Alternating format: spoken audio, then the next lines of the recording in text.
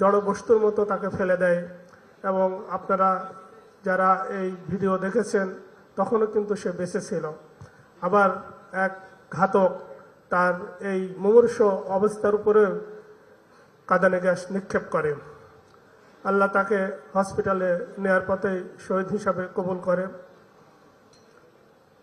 এখন জুলাই হয়তো আমাদের জীবনে ফিরে দেখা, হয়তো সারা বাংলাদেশি মানুষের কাছে, কিন্তু জুলাই আমাদের কাছে প্রতিদিনই জাগ্রত।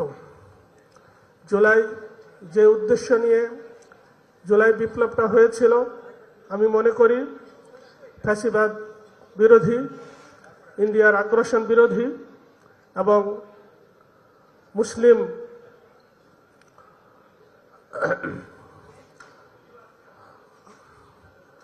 এবং বাংলাদেশি জাতীয়তাবাদ এবং মুসলিম ধ্যান ধারণা নিয়েই আমি মনে করি এই চারটা বিশেষ পয়েন্টের উপরেই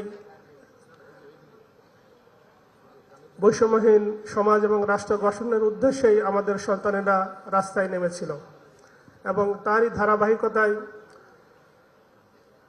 রাওয়া ক্লাব বা অবসরপ্রাপ্ত সামরিক বাহিনীর কর্মকর্তা যারা এই আন্দোলনের সাথে একাত্মতা বোধ করেছিল, আমি মনে করি, এবং যখন তাদের সন্তানদের রক্ত তাদেরকে আবেগ আপ্লুত করেছিল এবং তারা এটা সহ্য করতে না পেরে সেনাবাহিনীর প্রতি যে আবেদন করেছিল, আমি মনে করি জুলাই অভ্যুত্থানে হাসিনা পালিয়ে যাওয়ার ক্ষেত্রে এটা একটা মুখ্য ভূমিকা পালন করেছিল।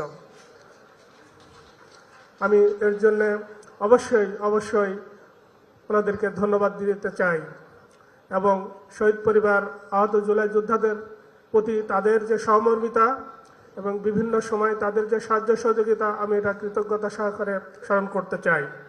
জুলাইকে যদি আমরা ধারণ করতে চাই, জুলাইকে যদি আমরা বাঁচায় রাখতে চাই এবং জুলাইকে যদি আমরা স্বীকৃতি দিতে চাই, তাহলে আমার প্রস্তাব থাকবে পদাধিকার বলে দেশের প্রধানমন্ত্রী জুলাই স্মৃতি শহীদ ফাউন্ডেশনের চেয়ারম্যান সবসময়ই থাকবে। তাহলে আমি মনে করি জুলাই স্মৃতি শহীদ ফাউন্ডেশন যে সমস্ত আর্থিক এবং তাদের জনবল এবং তাদের কাঠামোগত যে অসুবিধার মধ্যে আছে, এই অসুবিধা থেকে তারা মুক্তি পেতে পারবে।